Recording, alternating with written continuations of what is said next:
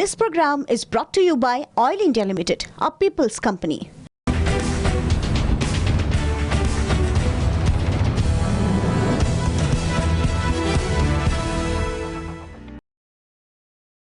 নমস্কাৰ আৰম্ভ কৰিবলৈ লৈছো মেজমেল প্ৰিয় দৰ্শক আজি মেজমেলত আমাৰ মাজত উপস্থিত আপোনালোকৰ সকলোৰে পৰিচিত হিয়সাগৰ সমষ্টিৰ পৰা যোৱা নিৰ্বাচনত বিজয়ী হৈ অহা আৰু কা আন্দোলনৰ গুৰুত্বপূৰ্ণ নেতা সকলোৰে পৰিচিত কৃষক নেতা অখিল গগৈ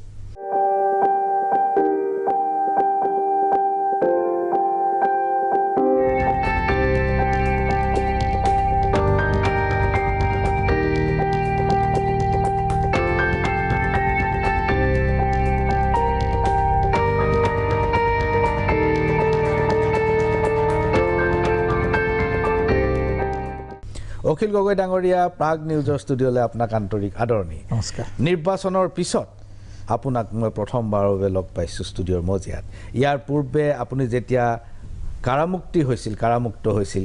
সেই সময়তো আপোনাক লগ পোৱাৰ সুযোগ আছিল কিন্তু আমি সেই সুযোগ গ্ৰহণ কৰিব নোৱাৰিলোঁ অখিল গগৈ ডাঙৰীয়া যিহেতু নিৰ্বাচনৰ পাছত প্ৰথমবাৰ লগ পাইছোঁ গতিকে প্ৰশ্ন বহুত আছে আৰু আৰম্ভ কৰিব লাগিব নিৰ্বাচনৰ পৰাই তাৰ পাছত আকৌ উপনিৰ্বাচনো হৈ গ'ল বিগত নিৰ্বাচনত এই কথাটো বহুতে অভিযোগ আনিছিল যে অখিল গগৈ আৰু লুৰিণজ্যোতি গগৈ এই দুই গগৈয়ে বিৰোধী পক্ষক জিকাত প্ৰচণ্ড অসুবিধাৰ সৃষ্টি কৰিলে আৰু কমেও 20খন আসনত বিৰোধী পক্ষ কেৱল আপোনালোক দুজনৰ বাবেই বিৰোধী পক্ষ পৰাজিত হ'ল এইটোৰ কি ব্যাখ্যা আছে আপোনাৰ হাতত এটোৰ ব্যাখ্যা মই অসমৰ মানুহক দিব লাগিব বুলি নাভাবোৱে কাৰণ অসমৰ মানুহে খুব ভালকৈ বুজি পাইছে এতিয়া সকলো মানুহে উপলব্ধি কৰিছে যে অখিল গগৈ বা ৰাইজৰ দলৰ কাৰণে বিৰোধী বিভক্ত হোৱা নাই বৰং অখিল গগৈ বা ৰাইজৰ দলে আমি খুব প্ৰচণ্ড চেষ্টা কৰিছিলোঁ সকলো বিৰোধী পক্ষক একলগ কৰিবৰ কাৰণে এই সম্পৰ্কে আমাৰ প্ৰধান বিৰোধী দল কংগ্ৰেছ দলৰ লগত আমাৰ বুজাবুজি হৈ গৈছিলে হেতু মই যিখন জিএমচিত আছিলোঁ জিএমচিৰ চেম্বাৰটো য'ত মই আছিলোঁ যিটো ৰুমত আছিলোঁ তাতো হৈছিলে আৰু ৰাইজৰ দলৰ প্ৰতিনিধিয়ে গৈ ৰাজস্থান ভৱন দিল্লীৰ ৰাজস্থান ভৱনতো সেই সম্পৰ্কে একদম স্থিৰ সিদ্ধান্তত উপনীত হৈ আহিছিল কিন্তু কংগ্ৰেছে আমাক প্ৰতিদ্বন্দ্বী বুলি ভাবিলে কংগ্ৰেছে ভাবিলে যে তেওঁলোকৰ জিকাটো নিশ্চিত আৰু সেইকাৰণে যেহেতু তেওঁলোক জিকিবই আৰু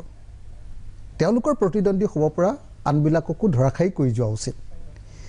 এই বুলি ভাবি তেওঁলোকে আমাক আঁতৰাই পঠিয়ালে গতিকে মই ভাবোঁ যে কংগ্ৰেছ দলৰ সঠিক ৰণনীতিৰ অভাৱ আৰু আদৰ্শগতভাৱে তেওঁলোকে যি স্থিতিত থাকিব লাগে সেই স্থিতিত থাকিব নোৱাৰাৰ কাৰণে আৰু দ্বিতীয়তে এটা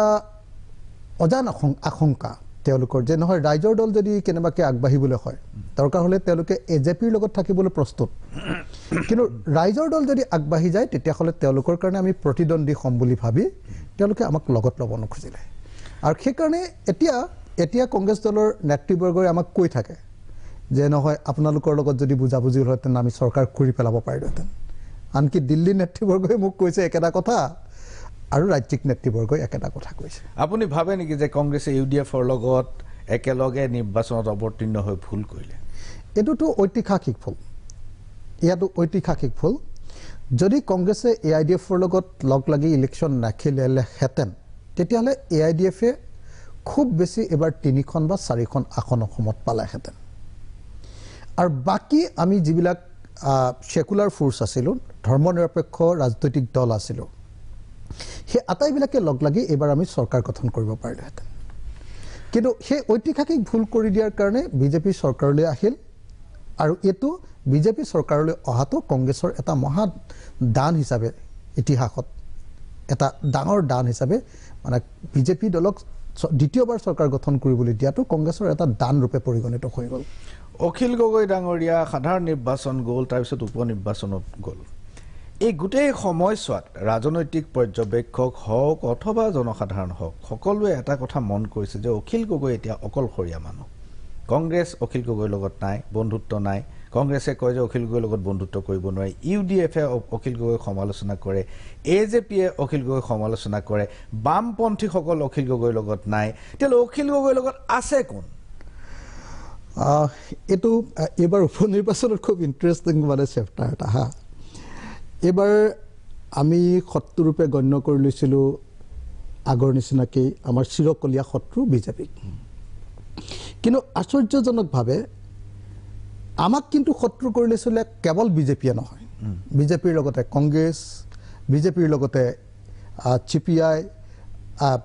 কংগ্ৰেছৰ লগতে অন্যান্য যিমান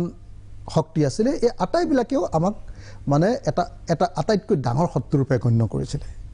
কংগ্ৰেছৰ কাৰণে মই নিজে দেখিছিলোঁ যে কংগ্ৰেছৰ কাৰণে তাৰমানে দৰকাৰ হ'লে বিজেপিয়ে জিকক কিন্তু ৰাইজৰ দল কোনোপধ্যে আগবাঢ়িব নালাগে এইটো তেওঁলোকৰ ষ্ট্ৰেটেজি মই ভাবোঁ যে এইটো এটা তেওঁলোকৰ ঐতিহাসিক ভুল আৰু তেওঁলোকে ভাবিছে যে আমি এটা ইমাৰ্জিং ফ'ৰ্চ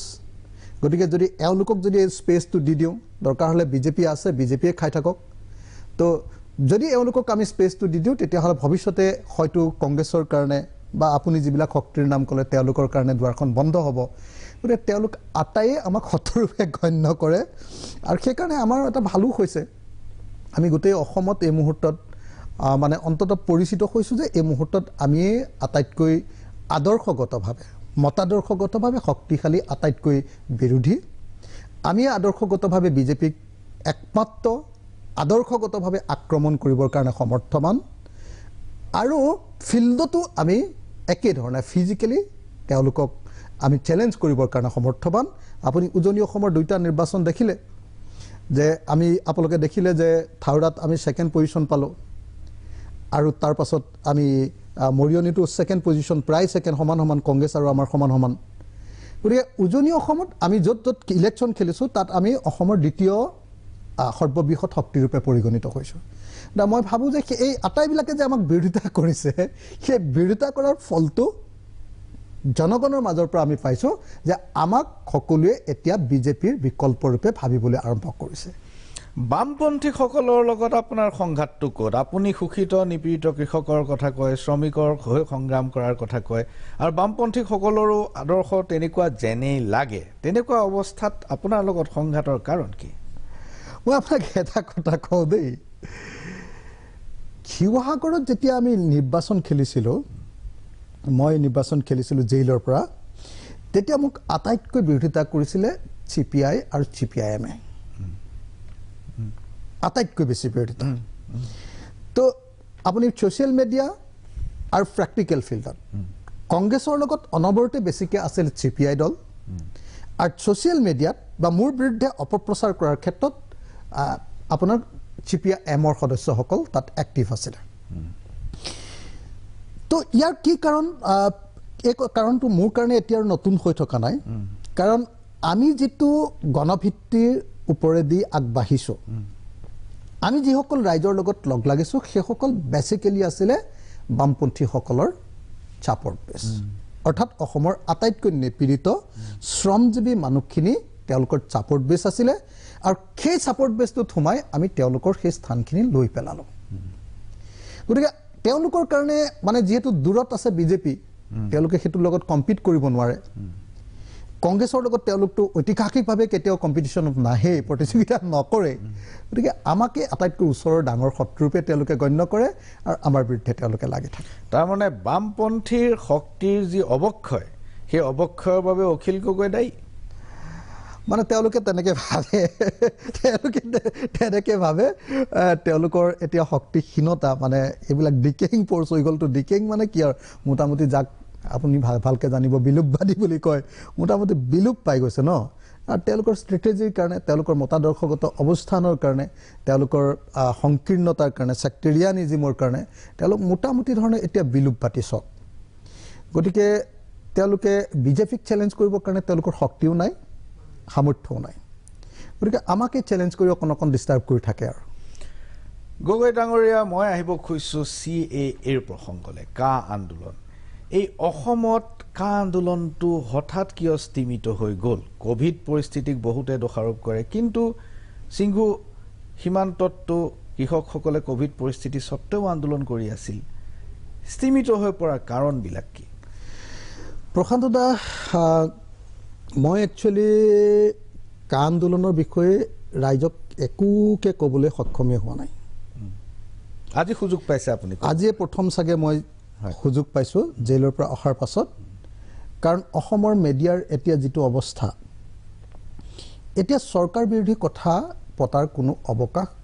কোনো সংবাদ মাধ্যমত এই মুহূৰ্তত নাই। সেইকাৰণে মই জেইলৰ পৰা ওলোৱাৰ পাছত মই দেখিছোঁ যে মোৰ লগত মেজৰ যিবিলাক গ্ৰুপছ, তেওঁলোকে মোৰ লগত কথা পাতিবলৈ আগ্ৰহ প্ৰকাশ কৰা নাছিলে। আপোনাৰ লগতো মোৰ ইণ্টাৰভিউ কিমান দিনৰ বিৰতিৰ মূৰত হৈছে। গতিকে আজি মই সুযোগটো পাইছোঁ, মই আশা কৰোঁ এইটো সম্পৰ্কে মোক অকণমান মোৰ ব্যাখ্যাখিনি কৰিবলৈ দিব। মই ভাবোঁ যে কা আন্দোলনটো বন্ধ হৈ যোৱাৰ চৰকাৰৰ পিনৰ পৰা দুটা ষ্ট্ৰেটেজি আছিলে। চৰকাৰৰ ষ্ট্ৰেটেজিটো আছিলে যে আনকম্প্ৰমাইজিং ফেক্টৰবিলাকক, আমাৰ নিচিনা যিবিলাকে আমি আপোচ নকৰোঁ, মতাদৰ্শগতভাৱে আমি বিজেপিক বিৰোধিতা কৰোঁ, সাম্প্ৰদায়িক বা ফেচিবাদী দলৰূপে, সেই শক্তিবিলাকক তেওঁলোকে নিষেধ কৰাৰ সিদ্ধান্ত লৈছিলে। আৰু এই শক্তিবিলাকক, আমাৰ নিচিনা আনকম্প্ৰমাইজিং শক্তিবিলাকক একেবাৰে নিষেধ কৰি তেওঁলোকে যিবিলাক কম্প্ৰমাইজিং, যিবিলাকে মতাদৰ্শগতভাৱে বিজেপিক বিৰোধিতা নকৰে, কোনোবা ইছ্যুক লৈ বিৰোধিতা কৰে, সেই শক্তিবিলাকক তেওঁলোকে এই আন্দোলনটো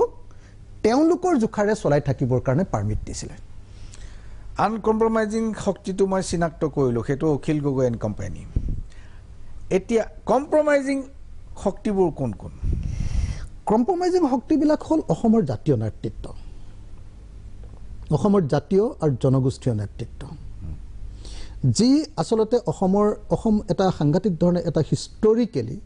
অসমৰ জাতীয় আন্দোলনসমূহৰ, নৃগোষ্ঠীয় আন্দোলনবিলাকৰ অসমৰ সমাজ জীৱনত বহুত ডাঙৰ ভূমিকা আছে। এতিয়া এই ভূমিকাৰে আচলতে গোটেই আন্দোলনটো আগবাঢ়িব লাগিছিলে। কিন্তু মই নিজে দেখিছিলোঁ যেতিয়া ৭০টা সংগঠন কৰিছিলোঁ,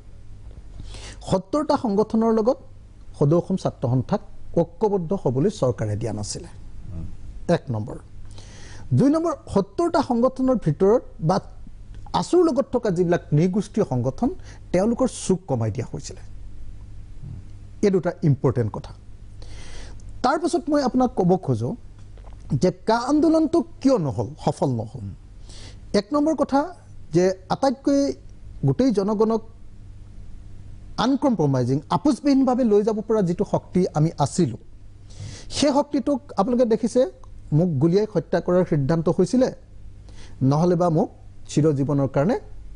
জেইলত সোমাই দিয়াৰ সিদ্ধান্ত হৈছিল। এইবিলাক খবৰ আপোনালোকে খুব ভালকৈ জানে বুলি মই ভাবোঁ। মোক জেইলত ভৰাই দিয়া হ'ল, কৃষক মুক্তি সংগ্ৰাম সমিতিৰ মূল নেতৃত্ববিলাকক জেইলত ভৰাই দিয়া হ'ল, আৰু আমাৰ বাকীসকল নেতৃত্বক সকলোকে ঘৰে ঘৰে গৈ নিজৰ নিজৰ অৱস্থানত কৈ দিয়া হ'ল যে যদি ওলা হয় মৰিবি, নহ'লে তহঁতে আঁতৰি যা। এটা সন্ত্ৰাসময় পৰিস্থিতি আমাক মোটামুটি ধৰণে এটা গুপ্তঘাতকৰ যিটো ৰাজনীতি, সেই পৰ্যায়লৈ লৈ যোৱা হ'ল। তো মই যিহেতু জেইলত সোমাই গ'লোঁ, আমাৰ মূল নেতৃত্বখিনিও যথেষ্ট পৰিমাণে জেইলত সোমালে, বাকীবিলাকৰ ওপৰত সাংঘাতিক ধৰণৰ এট্ৰচিটিজ আৰম্ভ হ'ল। আমাক ক'তো এটাও আন্দোলন কৰিব, কৃষক মুক্তি জড়িত থাকিলে ক'তো আন্দোলন কৰিবলৈ নিদিয়া কৈ গ'ল, সেইটো এটা প্ৰধান কাৰণ। দ্বিতীয় যিটো বস্তু মই ভাবোঁ আটাইতকৈ দায়বদ্ধ এই আন্দোলনটো বন্ধ হৈ যোৱাৰ কাৰণে, সেই কাৰণটো হ'ল যে আমাৰ যি জাতীয় নেতৃত্ব আছিলে, জাতীয় নেতৃত্বই আন্দোলনটোৰ ৰূপটোক ভয় খালে। মই আপুনি এই কথাটো বুজি পাব বুলি ভাবিছোঁ। মানে আপোনালোকে কৰা আন্দোলনটোৰ ৰূপটোত নহয়, এই যে গোটেই অসমৰ মানুহে গোটেই আন্দোলনটোলৈ ওলাই আহিছিলে, জনতা যেতিয়া ওলাই আহে তেতিয়াহ'লে প্ৰতিষ্ঠিত ৰাষ্ট্ৰ ব্যৱস্থাৰ নীতি নিয়ম পালন কৰি নাহে। জনতাই নিজৰ মতে স্বাধীন চিন্তাৰে সৈতে ৰাজপথলৈ ওলাই আহে। আৰু মই ভাবোঁ যে মোৰ জীৱনততো হোৱাই নাই, ভাৰতৰ স্বাধীনতাৰ পাছতো এনেকুৱা ধৰণৰ কোনো ধৰণৰ ঘটনা অসম আন্দোলনত যদি কেতিয়াবা হৈছিলে মই নাজানো, এনেকুৱা কোনো ঘটনাই ঘটা নাছিলে য'ত সকলো ক্লাছৰ মানুহ,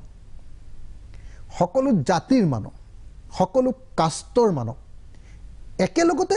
জাতীয় প্ৰশ্নত একেলগতে ওলাই আহিছিলে এইখিনিতে মই আপোনাক অকণমান ৰখাব লাগিব মই এটা বিৰতি লৈ লওঁ তাৰ পাছত আমি সেই একেটা প্ৰশ্নই আলোচনা কৰিম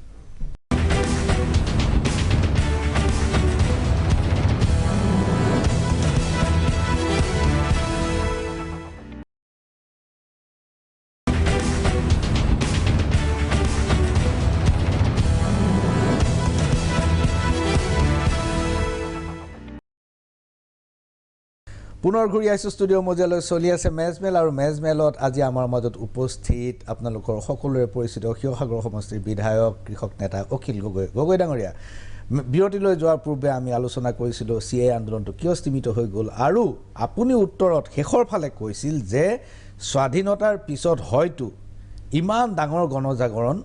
এইটোৱে আছিল অসম আন্দোলনত যদি হৈছিল মই নাজানো কিন্তু স্বাধীনতাৰ পিছত আটাইতকৈ গণজাগৰণ এইটোৱে হৈছিল আৰু এই জাগৰণ দেখি নেতৃত্বৰে কিছুমানে ভয় খালে সেইখিনিতে আপুনি এৰিছিলে হয় মই কৈ আছিলোঁ যে আমাৰ জাতীয় নেতৃত্বই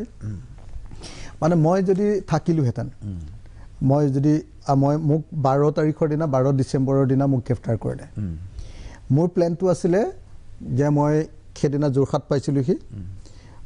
11 তাৰিখৰ দিনাই মই যোৰহাট পাইছিলোঁ 12 তাৰিখৰ দিনা মই গোলাঘাট আহিলোহেঁতেন 13 তাৰিখৰ দিনা মই নগাঁও আহিলোহেঁতেন আৰু 13 তাৰিখৰ দিনাৰ পিছবেলাৰ পৰা মই নগাঁৱৰ পৰা কমেও 1 লাখ মানুহলৈ পদযাত্ৰা কৰি দিছপুৰলৈ আহিলোহেঁতেন এইটো আছিলে মোৰ প্লেন আমাৰ কৃষক মুক্তি সংগ্ৰাম সমিতিৰ প্লেন আছিলে 12 ডিচেম্বৰ দিনা মোক গ্ৰেপ্তাৰ কৰিলে 11 তাৰিখৰ দিনাই মোক বিচাৰি গ'ল কাৰণে মই 12 তাৰিখে আৰু মানে মুভ কৰিব নোৱাৰিলোঁ আৰু মুভ যিহেতু কৰিব নোৱাৰিলোঁ তো এতিয়া চাওক আমাৰ জাতীয় নেতৃত্বৰ কি কৰিব লাগিছিলে সেই আন্দোলনটোক ৰাইজ যিহেতু একদম কমপ্লিটলি ওলাই আহিছিলে গতিকে মই ভাবোঁ যে জাতীয় নেতৃত্বৰ প্ৰধান কামটো আছিলে যে এই চৰকাৰখন পদত্যাগ কৰিবলৈ এই ৰাজ্য চৰকাৰখনে যিহেতু দিল্লীৰ ওচৰত চাৰেণ্ডাৰ কৰিছে তেওঁলোকক পদত্যাগ কৰিবলৈ দাবী কৰি দিছপুৰলৈ আহিব লাগিছিলে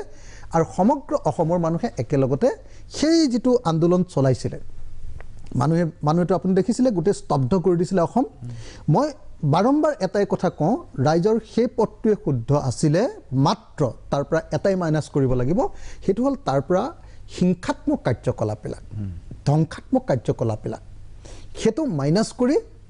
বাকী ৰাইজ পুৰা ৰাজপথত ৰখাই দিব লাগিছিল সেই কামটো যদি আমি কৰিব পাৰিলোহেঁতেন আপুনি চাওক দেই আজি কৃষক আন্দোলন চিংগুৰ বৰ্ডাৰত কি কৰা নাই মোদীয়েতো তাত গজাল পুতি দিছে ৰাস্তাত মানুহ থাকিবলৈ দিয়া নাই মানুহৰ ওপৰত গাড়ী চলাই দিছে গুলি চলাই দিছে 700 মানুহক হত্যা কৰিছে তাৰ পাছতো সেই আন্দোলনটো কিন্তু ৰাজপথৰ পৰা আঁতৰি নগ'ল আমাৰ আন্দোলন কি হ'ল আমাৰ আন্দোলন যেহেতু মানুহ একেবাৰে বিস্ফোৰিত অৱস্থালৈ ওলাই আহিছিলে একদম প্ৰতিষ্ঠিত চৰকাৰখনক সঁচাকৈ এটা জোকাৰণি সৃষ্টি কৰিছিলে সেই সময়ত আমাৰ জাতীয় নেতৃত্বই ভয় খায় যে এই সমস্ত পৰিস্থিতিৰ কাৰণে আমিয়ে জগৰীয়া হৈ যাম নেকি এই সমস্ত পৰিস্থিতিৰ ৰিস্কটো আমাৰ ওপৰত পৰিব নেকি ইফালে চৰকাৰৰ প্ৰেছাৰ আৰু আনফালে ৰাইজৰ ৰুদ্ৰমূৰ্তি এই দুইটাত তেওঁলোকে ভয় খাই কি কৰি দিলে এটা কম্প্ৰমাইজিং লাইনলৈ আন্দোলনটোক লৈ গুচি গ'ল যেটোক মই বাৰম্বাৰ কৈ আছোঁ যে ৰাজপথৰ পৰা খেলপথাৰলৈ সেই আন্দোলনটোক লৈ যোৱা হ'ল গতিকে এই যে জাতীয় নেতৃত্বৰ এই যে স্বাভাৱিক ভীতি যে ভীতিৰ কাৰণে তেওঁলোকে আন্দোলনটোত কম্প্ৰমাইজ কৰিলে মানুহৰ ৰুদ্ৰমূৰ্তিক মানুহৰ প্ৰকৃত আন্দোলনক ভয় খাই গ'ল তো সেইটোৱে হ'ল মই ভাবোঁ যে আমাৰ আন্দোলনটোত ধ্বংস হোৱাৰ প্ৰথম আৰু প্ৰধান কাৰণ তাৰ পাছত সেই আন্দোলনটোত গান বাজনাৰ পৰা আৰম্ভ কৰি যি ধৰণে গোটেই আন্দোলনটোক এটা এণ্টাৰটেইনিং মুডলৈ লৈ যোৱা হ'ল তাৰ পাছত দেখা গ'ল যে সেই আন্দোলনটোৰ লগত আকৌ ৰাজনীতিৰ প্ৰশ্নবিলাক ভোট খেলা ৰাজনীতিৰ প্ৰশ্নবিলাক খুব আগতীয়াকৈ হাল্লা হুলস্থুল কৰি কোনোবাই প্ৰচাৰ কৰি দিলে যে নহয় আমি অল্টাৰনেটিভ পাৰ্টি খুলিব লাগে দল খুলিব লাগে মই বাৰম্বাৰ তেতিয়া মই মেছেজ পঠিয়াইছিলোঁ সদৌ অসম ছাত্ৰ সন্থালৈ যে আপোনালোকে কেতিয়াও এই মুহূৰ্তত মই AJICPৰ জৰিয়তে মেছেজ পঠিয়াইছিলোঁ যে কেতিয়াও এই মুহূৰ্তত আমি ইলেকশ্যনৰ কথা পতাটো প্ৰশ্নই উঠিব নোৱাৰে কাৰণ এতিয়া জনজাগৰণৰ সময় কেতিয়াও আমি ইলেকশ্যন খেলি আমুকক হৰুৱাম তামুকক হৰুৱাম এই কথাবিলাক ক'বই নালাগে তাৰ ফলস্বৰূপে চৰকাৰে কি কৰিলে যে তেওঁলোকে অপপ্ৰচাৰবিলাক কৰিবলৈ সুযোগ লাভ কৰিলে তাৰ পাছত কি হ'ল যে যেতিয়া অপপ্ৰচাৰবিলাক কৰিলে আপোনালোকে দেখিছে যে একদম বিজেপি পূৰা ভিতৰত বন্ধ হৈ গৈছিলে ৰুলিং পাৰ্টি সম্পূৰ্ণৰূপে মানে দুৱাৰৰ ভিতৰলৈ গুচি গৈছিলে বা কোনোবা পলাবলগীয়া অৱস্থা হৈছিলে তাৰপিছত যেতিয়া ৰিটেলিয়েট কৰিবলৈ ধৰিলে ৰুলিং পাৰ্টিয়ে গণসমাৱেশবিলাক পাতিবলৈ ধৰিলে কাৰ পক্ষত কথা ক'বলৈ ধৰিলে তাৰ বিৰুদ্ধে আমাৰ জাতীয় নেতৃত্বই মৌনতা অৱলম্বন কৰিলে সেইবিলাকক কৰিবৰ কাৰণে সুযোগ প্ৰদান কৰি দিলে তাৰ ফলস্বৰূপে যেতিয়া শাসক দলটোৱে যেতিয়া তেওঁলোকৰ হাতত মেডিয়া আছে সেই সময়তে মেডিয়াৰ ওপৰত কেনেকুৱা আক্ৰমণ হ'ল আপুনি জানে মেডিয়াক কেনেকৈ তেওঁলোকে হাতৰ মুঠিলৈ লৈ গ'ল সেইটো আপুনি জানে মেডিয়াক কেনেকৈ কব্জা কৰিলে সেই কথাটো আপুনি জানে গতিকে এই গোটেইবিলাকৰ জৰিয়তে ৰুলিং পাৰ্টিয়ে কি কৰিলে আন্দোলনটোক এটা সাধাৰণ আন্দোলনলৈ ৰূপান্তৰ কৰি দিলে আৰু তাৰ পাছত লাহে লাহে কোভিড পৰিস্থিতি আহিলে আৰু কোভিড পৰিস্থিতিত এই আন্দোলনটো বন্ধ হ'ল বুলি যদিও কৈছে মই ভাবোঁ সেইটো এটা অজুহাতৰ বাহিৰে আন একো নহয় বন্ধ হৈ যাব খোজা এটা আন্দোলনক কোভিড পৰিস্থিতিয়ে নেতৃত্বক মানে সকাহে দিলে সেইটো ছেম ষ্টেফৰ্ডৰ দৰে ফুলকুমলীয়া ল'ৰা মৃত্যু হৈছে লগত আৰু 3জনৰ মৃত্যু হৈছে শ্বহীদৰ মৃত্যু বৰণ কৰিছে তেওঁলোকৰ সাধাৰণতে পুলিচে যেতিয়া গুলীচালনা কৰে সকলো চৰকাৰৰ আৰু এইটো আমাৰ এটা ব্যৱস্থাৰ এটা অনুশীলন এটা প্ৰেক্টিচ যে তাত এটা তদন্ত ঘোষণা কৰে কি পৰিস্থিতিত গুলীচালনা কৰিব লগা হ'ল কিন্তু এই চাৰিওটা গুলীচালনাৰ ঘটনাত কিন্তু তদন্তৰ কথা মই আজিলৈকে গম নাপালোঁ মই দাদা এটা কথা কওঁ আপোনাক মই এটা কথা কওঁ যে কেনেকুৱা পৰিস্থিতিটো জিপি সিঙক যে লৈ আহিছিলে সেইটো মোটামুটি মানে অসমৰ জনতাৰ বিৰুদ্ধে দিল্লীৰ ডাইৰেক্ট সেইটো আপোনাৰ এটা ৰিপৰ্ট আপোনাৰ তদন্তৰ ৰিপৰ্ট কিন্তু এই যে তদন্ত এটা হ'ব লাগে মই সেইটোলৈকে গৈ আছোঁ আনকি এনেকুৱা পৰিস্থিতি হৈছিলে মই দুটা বাক্য কৈ ল'ব খালী কৈছোঁ কোনোবা মেডিয়াৰ এডিটৰে আনকি এনেকৈ কৈছিলে যে কি চৰকাৰ চলিছে 15টা মানুহ গুলিয়াই দিয়ক ঠাণ্ডা হৈ যাব আন্দোলন এই লেভেললৈকে গৈছিলে তাৰ পাছত যেতিয়া সঁচাকৈ ডাইৰেক্টলি মানুহ মাৰি দিলে আৰু যিখিনি আপুনি মানুহ মাৰিলে কোনো নেতা নহয় চব কোনো ডাইৰেক্টলি কোনো সন্ত্ৰাসৰ লগতো জড়িত নহয় কোনো হিংসাত্মক কাৰ্যকলাপৰ লগতো জড়িত নহয় একদম সাধাৰণ মানুহ আৰু সাধাৰণ মানুহক একদম প্লেনফুলি তেওঁলোকক হত্যা কৰা হৈছে শীতল মস্তিষ্কৰে আৰু তাৰ দ্বাৰা মেছেজ দিব খোজা হৈছে যে তোমালোকে নেতাই শুনিলে শুনা নহ'লে তোমালোকৰ অৱস্থা কি হ'ব ভাবি লোৱা এই মেছেজটো লৈ লৈছে নেতাই ভয় খাই গৈছে তেওঁলোকে বুজাবুজিলৈ আহি গৈছে কম্প্ৰমাইজিং লাইনলৈ গুচি আহিছে তেওঁলোকে যিটো হাৰ্ডলাইন আছিলে আন্দোলনৰ যিটো আন্দোলনটোৰ মূল শক্তি আছিলে মূল স্ৰোত আছিলে কাৰেণ্ট আছিলে সেই কাৰেণ্টটোৰ পৰা তেওঁলোকে আন্দোলনটো বেলেগ ফালে লৈ গ'ল কিন্তু এটা তদন্ত হোৱা উচিত আছিল নে নাই একেবাৰে তদন্ত হোৱা উচিত আছিলে তদন্তৰ ৰিপৰ্ট ওলোৱা উচিত আছিলে আনকি অসম আন্দোলনতো আপুনি দেখিছে যিমানবিলাক হত্যাকাণ্ড এটা ৰিপৰ্ট আছে সবৰ ৰিপৰ্ট আছে গোপন ৰিপৰ্ট হ'লেও সব ৰিপৰ্ট আছে আৰু তাৰ পৰৱৰ্তী সময়ত সেইবিলাক হোম ডিপাৰ্টমেণ্টত সংৰক্ষিত হৈছে কিন্তু এতিয়ালৈকে এই আন্দোলনটোৰ কোনো তদন্ত নহ'ল হত্যাকাণ্ডৰ আৰু ইমান শীতল মস্তিষ্কৰে মানুহ মৰাৰ পাছতো সেই তদন্ত যে হ'ব লাগে আমাৰ জাতীয় নেতৃত্বই সেই দাবীটো সবলভাৱে ধৰি নাথাকিলে এতিয়া লাহে লাহে যেতিয়া সিংঘু বৰ্ডাৰত হৈ থকা কৃষক আন্দোলনটো সফলতা অৰ্জন কৰিলে নৰেন্দ্ৰ মোদীয়ে 3খন কৃষি আইন উঠাই ল'বলৈ বাধ্য হ'ল তাৰ পিছত অসমৰ ৰাইজৰ মাজত সকলো সংবাদ মাধ্যম আৰু সামাজিক মাধ্যম সবতে এইটো ব্যাপক চৰ্চা হৈছে যে কা আন্দোলনটো আকৌ হ'ব নেকি কাৰণ এই সফলতাই কিছু মানুহক উৎসাহিত কৰিছে আৰু নেতৃত্বক এই আন্দোলনৰ বিফলতাৰ বাবে দোষাৰোপ কৰিছে এতিয়া আজিও আসাম ট্ৰিবিউনত এই কেইদিনমানৰ আগতে ওলাইছে যে নেতৃত্বই কা আন্দোলনটো পুনৰ আৰম্ভ কৰাৰ চিন্তা কৰিছে আপোনাৰ কি ব্যাখ্যা মানে মই এটা কথা ভাবোঁ যে আমাৰ কৃষক আন্দোলনটো যিটো আন্দোলনৰ মই নিজে পাৰ্ট আছিলোঁ তাৰ আগৰ যিটো মানে মই জেললৈ যোৱাৰ আগতে সেই গোটেই সংযুক্ত কৃষক মঞ্চৰ মই চেণ্ট্ৰেল কমিটিৰ কোৰ কমিটিৰ মই এজন মেম্বাৰ আছিলোঁ 11জন মেম্বাৰৰ ভিতৰত ময়ো এজন আছিলোঁ তাৰপিছত মই জেললৈ গুচি গ'লোঁ মই লিংক হৈ গ'লোঁ আনকি সেই আন্দোলনটোৰ গোটেই নেতৃবৰ্গ ডক্টৰ সুনীলমৰ পৰা মেধা ফাটকাৰৰ পৰা যোগেন্দ্ৰ যাদৱৰ পৰা আটাইবিলাকে মোৰ ইলেকশ্যনতো আনকি সহায় কৰিবলৈ আহিছিলে গোটেই আন্দোলনৰ নেতৃবৰ্গ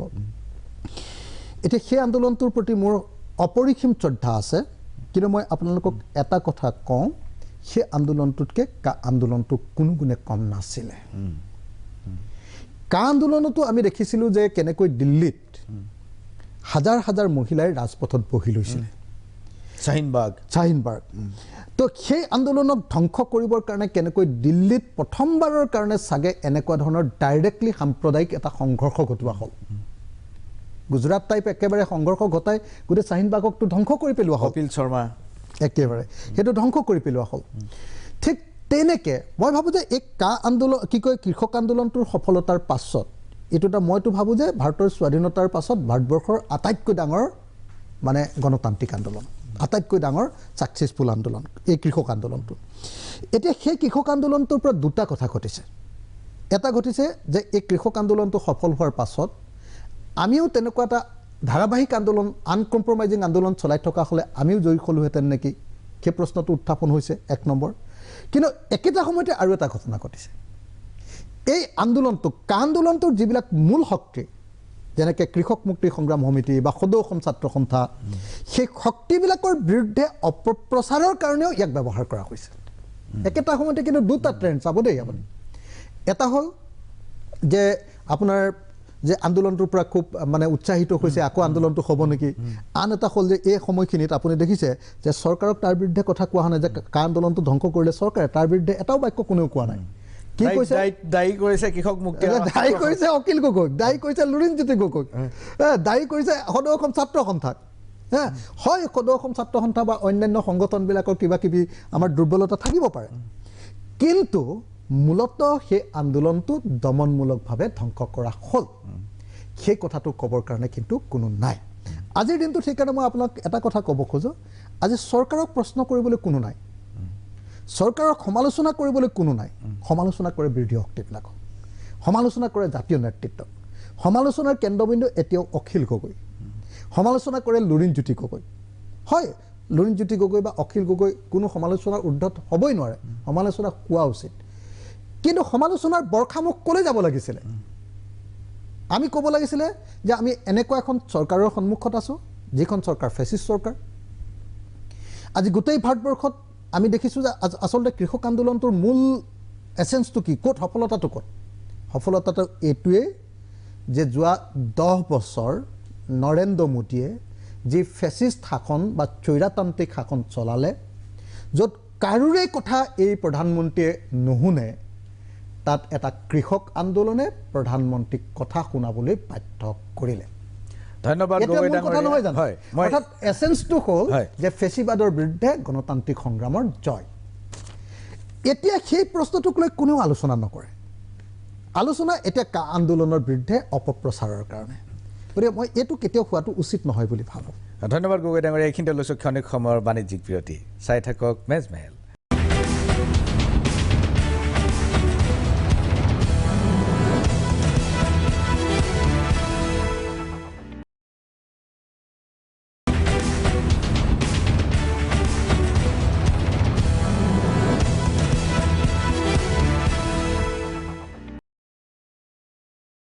পুনৰ ঘূৰি আহিছোঁ ষ্টুডিঅ' মজিয়ালৈ চলি আছে মেজমেল আৰু মেজমেলত আজি আমাৰ মাজত উপস্থিত আপোনালোকৰ সকলোৰে পৰিচিত শিৱসাগৰ সমষ্টিৰ বিধায়ক কৃষক নেতা অখিল গগৈ ডাঙৰীয়া বিৰতিলৈ যোৱাৰ পূৰ্বে আমি আলোচনা কৰিছিলোঁ CA আন্দোলনটো কিয় স্তীমিত হৈ গ'ল আৰু আপুনি উত্তৰত শেষৰ ফালে কৈছিল যে স্বাধীনতাৰ পিছত হয়তো ইমান ডাঙৰ গণজাগৰণ এইটোৱে আছিল অসম আন্দোলনত যদি হৈছিল মই নাজানো কিন্তু স্বাধীনতাৰ পিছত আটাইতকৈ গণজাগৰণ এইটোৱে হৈছিল আৰু এই জাগৰণ দেখি নেতৃত্বৰে কিছুমানে ভয় খালে সেইখিনিতে আপুনি এৰিছিলে হয় মই কৈ আছিলোঁ যে আমাৰ জাতীয় নেতৃত্বই মানে মই যদি থাকিলোহেঁতেন মই যদি মোক 12 তাৰিখৰ দিনা 12 ডিচেম্বৰৰ দিনা মোক গ্ৰেপ্তাৰ কৰিলে মোৰ প্লেনটো আছিলে যে মই সেইদিনা যোৰহাট পাইছিলোঁহি 11 তাৰিখৰ দিনাই মই যোৰহাট পাইছিলোঁ 12 তাৰিখৰ দিনা মই গোলাঘাট আহিলোহেঁতেন 13 তাৰিখৰ দিনা মই নগাঁও আহিলোহেঁতেন আৰু 13 তাৰিখৰ দিনাৰ পিছবেলাৰ পৰা মই নগাঁৱৰ পৰা কমেও 1 লাখ মানুহলৈ পদযাত্ৰা কৰি দিছপুৰলৈ আহিলোহেঁতেন এইটো আছিলে মোৰ প্লেন আমাৰ কৃষক মুক্তি সংগ্ৰাম সমিতিৰ প্লেন আছিলে 12 ডিচেম্বৰ দিনা মোক গ্ৰেপ্তাৰ কৰিলে 11 তাৰিখৰ দিনাই মোক বিচাৰি গ'ল কাৰণে মই 12 তাৰিখে আৰু মানে মুভ কৰিব নোৱাৰিলোঁ আৰু মুভ যিহেতু কৰিব নোৱাৰিলোঁ তো এতিয়া চাওক আমাৰ জাতীয় নেতৃত্বৰ কি কৰিব লাগিছিলে সেই আন্দোলনটোক ৰাইজ যিহেতু একদম কমপ্লিটলি ওলাই আহিছিলে গতিকে মই ভাবোঁ যে জাতীয় নেতৃত্বৰ প্ৰধান কামটো আছিলে যে এই চৰকাৰখন পদত্যাগ কৰিবলৈ, এই ৰাজ্য চৰকাৰখনে যিহেতু দিল্লীৰ ওচৰত চাৰেণ্ডাৰ কৰিছে, তেওঁলোকক পদত্যাগ কৰিবলৈ দাবী কৰি তেজপুৰলৈ আহিব লাগিছিলে আৰু সমগ্ৰ অসমৰ মানুহে একেলগতে সেই যিটো আন্দোলন চলাইছিলে, মানুহেতো আপুনি দেখিছিলে গোটেই স্তব্ধ কৰি দিছিলে অসম।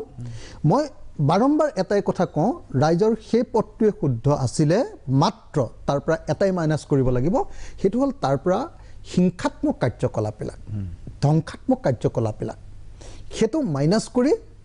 বাকী ৰাইজ পূৰা ৰাজপথত ৰখাই দিব লাগিছিল। সেই কামটো যদি আমি কৰিব পাৰিলোহেঁতেন, আপুনি চাওক দেই, আজি কৃষক আন্দোলন চিংগুৰ বৰ্ডাৰত কি কৰা নাই। মোদীয়েতো তাত গজাল পুতি দিছে, ৰাস্তাত মানুহ থাকিবলৈ দিয়া নাই, মানুহৰ ওপৰত গাড়ী চলাই দিছে, গুলী চলাই দিছে, 700 মানুহক হত্যা কৰিছে। তাৰ পাছতো সেই আন্দোলনটো কিন্তু ৰাজপথৰ পৰা আঁতৰি নগ'ল। আমাৰ আন্দোলন কি হ'ল? আমাৰ আন্দোলন যিহেতু মানুহ একেবাৰে বিস্ফোৰিত অৱস্থালৈ ওলাই আহিছিলে, একদম প্ৰতিষ্ঠিত চৰকাৰখনক সঁচাকৈ এটা জোকাৰণি সৃষ্টি কৰিছিলে, সেই সময়ত আমাৰ জাতীয় নেতৃত্বই ভয় খায় যে এই সমস্ত পৰিস্থিতিৰ কাৰণে আমিয়ে জগৰীয়া হৈ যাম নেকি, এই সমস্ত পৰিস্থিতিৰ ৰিস্কটো আমাৰ ওপৰত পৰিব নেকি। ইফালে চৰকাৰৰ প্ৰেছাৰ আৰু আনফালে ৰাইজৰ ৰুদ্ৰমূৰ্তি, এই দুইটাত তেওঁলোকে ভয় খাই কি কৰি দিলে, এটা কম্প্ৰমাইজিং লাইনলৈ আন্দোলনটোক লৈ গুচি গ'ল, যিটোক মই বাৰম্বাৰ কৈ আছোঁ যে ৰাজপথৰ পৰা খেলপথাৰলৈ সেই আন্দোলনটোক লৈ যোৱা হ'ল। গতিকে এই যে জাতীয় নেতৃত্বৰ এই যে স্বাভাৱিক ভীতি, যি ভীতিৰ কাৰণে তেওঁলোকে আন্দোলনটোত কম্প্ৰমাইজ কৰিলে, মানুহৰ ৰুদ্ৰমূৰ্তিক, মানুহৰ প্ৰকৃত আন্দোলনক ভয় খাই গ'ল। তো সেইটোৱে হ'ল মই ভাবোঁ যে আমাৰ আন্দোলনটোত ধ্বংস হোৱাৰ প্ৰথম আৰু প্ৰধান কাৰণ। তাৰ পাছত সেই আন্দোলনটোত গান বাজনাৰ পৰা আৰম্ভ কৰি যিধৰণে গোটেই আন্দোলনটোক এটা এণ্টাৰটেইনিং মুডলৈ লৈ যোৱা হ'ল, তাৰ পাছত দেখা গ'ল যে সেই আন্দোলনটোৰ লগত আকৌ ৰাজনীতিৰ প্ৰশ্নবিলাক, ভোট খেলা ৰাজনীতিৰ প্ৰশ্নবিলাক খুব আগতীয়াকৈ হাল্লা হুলস্থুল কৰি কোনোবাই প্ৰচাৰ কৰি দিলে যে নহয় আমি অল্টাৰনেটিভ পাৰ্টি খুলিব লাগে, দল খুলিব লাগে। মই বাৰম্বাৰ তেতিয়া মই মেছেজ পঠিয়াইছিলোঁ সদৌ অসম ছাত্ৰ সন্থালৈ যে আপোনালোকে কেতিয়াও এই মুহূৰ্তত, মই AJICPৰ জৰিয়তে মেছেজ পঠিয়াইছিলোঁ যে কেতিয়াও এই মুহূৰ্তত আমি ইলেকশ্যনৰ কথা পতাটোৰ প্ৰশ্নই উঠিব নোৱাৰে, কাৰণ এতিয়া জনজাগৰণৰ সময়। কেতিয়াও আমি ইলেকশ্যন খেলি আমুকক হৰুৱাম তামুকক হৰুৱাম এই কথাবিলাক ক'বই নালাগে। তাৰ ফলস্বৰূপে চৰকাৰে কি কৰিলে যে তেওঁলোকে অপপ্ৰচাৰবিলাক কৰিবলৈ সুযোগ লাভ কৰিলে। তাৰ পাছত কি হ'ল যে যেতিয়া অপপ্ৰচাৰবিলাক কৰিলে, আপোনালোকে দেখিছে যে একদম বিজেপি পূৰা ভিতৰত বন্ধ হৈ গৈছিলে, ৰুলিং পাৰ্টি সম্পূৰ্ণৰূপে মানে দুৱাৰৰ ভিতৰলৈ গুচি গৈছিলে বা কোনোবা পলাবলগীয়া অৱস্থা হৈছিলে। তাৰপিছত যেতিয়া ৰিটেলিয়েট কৰিবলৈ ধৰিলে ৰুলিং পাৰ্টিয়ে, গণসমাৱেশবিলাক পাতিবলৈ ধৰিলে, কাৰ পক্ষত কথা ক'বলৈ ধৰিলে, তাৰ বিৰুদ্ধে আমাৰ জাতীয় নেতৃত্বই মৌনতা অৱলম্বন কৰিলে, সেইবিলাকক কৰিবৰ কাৰণে সুযোগ প্ৰদান কৰি দিলে। তাৰ ফলস্বৰূপে যেতিয়া শাসক দলটোৱে যেতিয়া তেওঁলোকৰ হাতত মেডিয়া আছে, সেই সময়তে মেডিয়াৰ ওপৰত কেনেকুৱা আক্ৰমণ হ'ল আপুনি জানে, মেডিয়াক কেনেকৈ তেওঁলোকে হাতৰ মুঠিলৈ লৈ গ'ল সেইটো আপুনি জানে, মেডিয়াক কেনেকৈ কব্জা কৰিলে সেই কথাটো আপুনি জানে। গতিকে এই গোটেইবিলাকৰ জৰিয়তে ৰুলিং পাৰ্টিয়ে কি কৰিলে, আন্দোলনটোক এটা সাধাৰণ আন্দোলনলৈ ৰূপান্তৰ কৰি দিলে। আৰু তাৰ পাছত লাহে লাহে কোভিড পৰিস্থিতি আহিলে, আৰু কোভিড পৰিস্থিতিত এই আন্দোলনটো বন্ধ হ'ল বুলি যদিও কৈছে, মই ভাবোঁ সেইটো এটা অজুহাতৰ বাহিৰে আন একো নহয়। বন্ধ হৈ যাব খোজা এটা আন্দোলনক কোভিড পৰিস্থিতিয়ে নেতৃত্বক মানে সকাহে দিলে। সেইটো ছেম ষ্টেফৰ্ডৰ দৰে ফুলকুমলীয়া ল'ৰা মৃত্যু হৈছে, লগত আৰু 3জনৰ মৃত্যু হৈছে, শ্বহীদৰ মৃত্যু বৰণ কৰিছে। তেওঁলোকৰ সাধাৰণতে পুলিচে যেতিয়া গুলীচালনা কৰে, সকলো চৰকাৰৰ, আৰু এইটো আমাৰ এটা ব্যৱস্থাৰ এটা অনুশীলন, এটা প্ৰেক্টিচ যে তাত এটা তদন্ত ঘোষণা কৰে, কি পৰিস্থিতিত গুলীচালনা কৰিব লগা হ'ল। কিন্তু এই চাৰিওটা গুলীচালনাৰ ঘটনাত কিন্তু তদন্তৰ কথা মই আজিলৈকে গম নাপালোঁ। মই দাদা এটা কথা কওঁ আপোনাক, মই এটা কথা কওঁ যে কেনেকুৱা পৰিস্থিতিটো, GP সিঙক যে লৈ আহিছিলে সেইটো মোটামুটি মানে অসমৰ জনতাৰ বিৰুদ্ধে দিল্লীৰ ডাইৰেক্ট, সেইটো আপোনাৰ এটা ৰিপৰ্ট, আপোনাৰ তদন্তৰ ৰিপৰ্ট, কিন্তু এই যে তদন্ত এটা হ'ব লাগে, মই সেইটোলৈকে গৈ আছোঁ। আনকি এনেকুৱা পৰিস্থিতি হৈছিলে, মই দুটা বাক্য কৈ ল'ব খালী কৈছোঁ, কোনোবা মিডিয়াৰ এডিটৰে আনকি এনেকৈ কৈছিলে যে কি চৰকাৰ চলিছে 15টা মানুহ গুলিয়াই দিয়ক ঠাণ্ডা হৈ যাব আন্দোলন এই লেভেললৈকে গৈছিলে তাৰ পাছত যেতিয়া সঁচাকৈ ডাইৰেক্টলি মানুহ মাৰি দিলে আৰু যিখিনি আপুনি মানুহ মাৰিলে কোনো নেতা নহয় চব কোনো ডাইৰেক্টলি কোনো সন্ত্ৰাসৰ লগতো জড়িত নহয় কোনো হিংসাত্মক কাৰ্যকলাপৰ লগতো জড়িত নহয় একদম সাধাৰণ মানুহ আৰু সাধাৰণ মানুহক একদম প্লেনফুলি তেওঁলোকক হত্যা কৰা হৈছে শীতল মস্তিষ্কৰে আৰু তাৰ দ্বাৰা মেছেজ দিব খোজা হৈছে যে তোমালোকে নেতাই শুনিলে শুনা নহ'লে তোমালোকৰ অৱস্থা কি হ'ব ভাবি লোৱা এই মেছেজটো লৈ লৈছে নেতাই ভয় খাই গৈছে তেওঁলোকে বুজাবুজিলে আহি গৈছে কম্প্ৰমাইজিং লাইনলৈ গুচি আহিছে তেওঁলোকে যিটো হাৰ্ডলাইন আছিলে আন্দোলনৰ যিটো আন্দোলনটোৰ মূল শক্তি আছিলে মূল স্ৰোত আছিলে কাৰেণ্ট আছিলে সেই কাৰেণ্টটোৰ পৰা তেওঁলোকে আন্দোলনটো বেলেগ ফালে লৈ গ'ল কিন্তু এটা তদন্ত হোৱা উচিত আছিল নে নহয় নাই একেবাৰে তদন্ত হোৱা উচিত আছিলে তদন্তৰ ৰিপৰ্ট ওলোৱা উচিত আছিলে আনকি অসম আন্দোলনতো আপুনি দেখিছে যিমানবিলাক হত্যাকাণ্ড এটা ৰিপৰ্ট আছে সবৰ ৰিপৰ্ট আছে গোপন ৰিপৰ্ট হ'লেও সব ৰিপৰ্ট আছে আৰু তাৰ পৰৱৰ্তী সময়ত সেইবিলাক হোম ডিপাৰ্টমেণ্টত সংৰক্ষিত হৈছে কিন্তু এতিয়ালৈকে এই আন্দোলনটোৰ কোনো তদন্ত নহ'ল হত্যাকাণ্ডৰ আৰু ইমান শীতল মস্তিষ্কৰে মানুহ মৰাৰ পাছতো সেই তদন্ত যে হ'ব লাগে আমাৰ জাতীয় নেতৃত্বই সেই দাবীটো সবলভাৱে ধৰি নাথাকিলে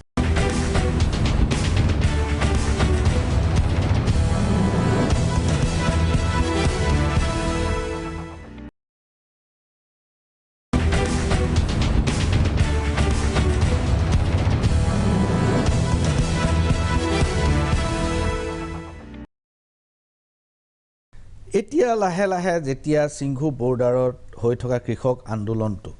সফলতা অৰ্জন কৰিলে নৰেন্দ্ৰ মোদীয়ে তিনিওখন কৃষি আইন উঠাই ল'বলৈ বাধ্য হ'ল তাৰ পিছত অসমৰ ৰাইজৰ মাজত সকলো সংবাদ মাধ্যম আৰু সামাজিক মাধ্যম সবতে এইটো ব্যাপক চৰ্চা হৈছে যে কা আন্দোলনটো আকৌ হ'ব নেকি কাৰণ এই সফলতাই কিছু মানুহক উৎসাহিত কৰিছে আৰু নেতৃত্বক এই আন্দোলনৰ বিফলতাৰ বাবে দোষাৰোপ কৰিছে এতিয়া আজিও আসাম ট্ৰিবিউনত এই কেইদিনমানৰ আগতে ওলাইছে যে নেতৃত্বই কা আন্দোলনটো পুনৰ আৰম্ভ কৰাৰ চিন্তা কৰিছে আপোনাৰ কি ব্যাখ্যা মানে মই এটা কথা ভাবোঁ যে আমাৰ কৃষক আন্দোলনটো যিটো আন্দোলনৰ মই নিজে পাৰ্ট আছিলোঁ তাৰ আগৰ যিটো মানে মই জেললৈ যোৱাৰ আগতে সেই গোটেই সংযুক্ত কৃষক মঞ্চৰ মই চেণ্ট্ৰেল কমিটিৰ কোৰ কমিটিৰ মই এজন মেম্বাৰ আছিলোঁ 11জন মেম্বাৰৰ ভিতৰত ময়ো এজন আছিলোঁ তাৰপিছত মই জেললৈ গুচি গ'লোঁ মই ডিং হৈ গ'লোঁ আনকি সেই আন্দোলনটোৰ গোটেই নেতৃবৰ্গ ডক্টৰ সুনীলমৰ পৰা মেধা ফটকাৰৰ পৰা যোগেন্দ্ৰ যাদৱৰ পৰা আটাইবিলাকে মোৰ ইলেকশ্যনতো আনকি সহায় কৰিবলৈ আহিছিলে গোটেই আন্দোলনৰ নেতৃবৰ্গ এতিয়া সেই আন্দোলনটোৰ প্ৰতি মোৰ অপৰিসীম শ্ৰদ্ধা আছে কিন্তু মই আপোনালোকক এটা কথা কওঁ সেই আন্দোলনটোতকৈ কা আন্দোলনটো কোনো গুণে কম নাছিলে কা আন্দোলনতো আমি দেখিছিলোঁ যে কেনেকৈ দিল্লীত হাজাৰ হাজাৰ মহিলাই ৰাজপথত বহি লৈছিলে শ্বাহিনবাগ তো সেই আন্দোলনক ধ্বংস কৰিবৰ কাৰণে কেনেকৈ দিল্লীত প্ৰথমবাৰৰ কাৰণে চাগে এনেকুৱা ধৰণৰ ডাইৰেক্টলি সাম্প্ৰদায়িক এটা সংঘৰ্ষ ঘটোৱা হ'ল গুজৰাট টাইপ একেবাৰে সংঘৰ্ষ ঘটাই গোটেই শ্বাহিনবাগকটো ধ্বংস কৰি পেলোৱা হ'ল কপিল শৰ্মা একেবাৰে সেইটো ধ্বংস কৰি পেলোৱা হ'ল ঠিক তেনেকৈ মই ভাবোঁ যে এই কা আন্দোলন কি কয় কৃষক আন্দোলনটোৰ সফলতাৰ পাছত এইটো এটা মইতো ভাবোঁ যে ভাৰতৰ স্বাধীনতাৰ পাছত ভাৰতবৰ্ষৰ আটাইতকৈ ডাঙৰ মানে গণতান্ত্ৰিক আন্দোলন আটাইতকৈ ডাঙৰ ছাকচেছফুল আন্দোলন এই কৃষক আন্দোলনটো এতিয়া সেই কৃষক আন্দোলনটোৰ পৰা দুটা কথা ঘটিছে এটা ঘটিছে যে এই কৃষক আন্দোলনটো সফল হোৱাৰ পাছত আমিও তেনেকুৱা এটা ধাৰাবাহিক আন্দোলন আনকম্প্ৰমাইজিং আন্দোলন চলাই থকা হ'লে আমিও জয়ী হ'লোহেঁতেন নেকি সেই প্ৰশ্নটো উত্থাপন হৈছে এক নম্বৰ কিন্তু একেটা সময়তে আৰু এটা ঘটনা ঘটিছে এই আন্দোলনটো কা আন্দোলনটোৰ যিবিলাক মূল শক্তি যেনেকৈ কৃষক মুক্তি সংগ্ৰাম সমিতি বা সদৌ অসম ছাত্ৰ সন্থা সেই শক্তিবিলাকৰ বিৰুদ্ধে অপপ্ৰচাৰৰ কাৰণেও ইয়াক ব্যৱহাৰ কৰা হৈছে একেটা সময়তে কিন্তু দুটা ট্ৰেণ্ড চাব দেই আপুনি এটা হ'ল যে আপোনাৰ যে আন্দোলনটোৰ পৰা খুব মানে উৎসাহিত হৈছে আকৌ আন্দোলনটো হ'ব নেকি আন এটা হ'ল যে এই সময়খিনিত আপুনি দেখিছে যে চৰকাৰক তাৰ বিৰুদ্ধে কথা কোৱা হোৱা নাই যে কা আন্দোলনটো ধ্বংস কৰিলে চৰকাৰে তাৰ বিৰুদ্ধে এটাও বাক্য কোনেও কোৱা নাই কি কৈছে দায়ী কৰিছে কৃষক মুক্তি দায়ী কৰিছে অখিল গগৈক দায়ী কৰিছে লুৰিণজ্যোতি গগৈক দায়ী কৰিছে সদৌ অসম ছাত্ৰ সন্থাক হয় সদৌ অসম ছাত্ৰ সন্থা বা অন্যান্য সংগঠনবিলাকৰ কিবা কিবি আমাৰ দুৰ্বলতা থাকিব পাৰে কিন্তু মূলতঃ সেই আন্দোলনটো দমনমূলকভাৱে ধ্বংস কৰা হ'ল সেই কথাটো ক'বৰ কাৰণে কিন্তু কোনো নাই আজিৰ দিনটোত সেইকাৰণে মই আপোনাক এটা কথা ক'ব খোজো আজি চৰকাৰক প্ৰশ্ন কৰিবলৈ কোনো নাই চৰকাৰক সমালোচনা কৰিবলৈ কোনো নাই সমালোচনা কৰে বিৰোধী শক্তিবিলাকক সমালোচনা কৰে জাতীয় নেতৃত্বক সমালোচনাৰ কেন্দ্ৰবিন্দু এতিয়াও অখিল গগৈ সমালোচনা কৰে লুৰিণজ্যোতি গগৈ হয় লুৰিণজ্যোতি গগৈ বা অখিল গগৈ কোনো সমালোচনাৰ ঊৰ্ধত হ'বই নোৱাৰে সমালোচনা হোৱা উচিত কিন্তু সমালোচনাৰ বৰ্ষামুখ ক'লৈ যাব লাগিছিলে আমি ক'ব লাগিছিলে যে আমি এনেকুৱা এখন চৰকাৰৰ সন্মুখত আছোঁ যিখন চৰকাৰ ফেচিষ্ট চৰকাৰ আজি গোটেই ভাৰতবৰ্ষত আমি দেখিছোঁ যে আচলতে কৃষক আন্দোলনটোৰ মূল এচেঞ্চটো কি ক'ত সফলতাটো ক'ত সফলতাটো এইটোৱে যে যোৱা 10 বছৰ নৰেন্দ্ৰ মোদীয়ে যি ফেচিষ্ট শাসন বা স্বৈৰতান্ত্ৰিক শাসন চলালে য'ত কাৰোৰে কথা এই প্ৰধানমন্ত্ৰীয়ে নুশুনে তাত এটা কৃষক আন্দোলনে প্ৰধানমন্ত্ৰীক কথা শুনাবলৈ বাধ্য কৰিলে ধন্যবাদ গগৈ ডাঙৰীয়া হয় অৰ্থাৎ এচেঞ্চটো হ'ল যে ফেচিবাদৰ বিৰুদ্ধে গণতান্ত্ৰিক সংগ্ৰামৰ জয় এতিয়া সেই প্ৰশ্নটোক লৈ কোনেও আলোচনা নকৰে আলোচনা এতিয়া কা আন্দোলনৰ বিৰুদ্ধে অপপ্ৰচাৰৰ কাৰণে গতিকে মই এইটো কেতিয়াও হোৱাটো উচিত নহয় বুলি ভাবোঁ ধন্যবাদ গগৈ ডাঙৰীয়া এইখিনিতে লৈছোঁ ক্ষণিক সময়ৰ বাণিজ্যিক বিৰতি চাই থাকক মেজমেহেল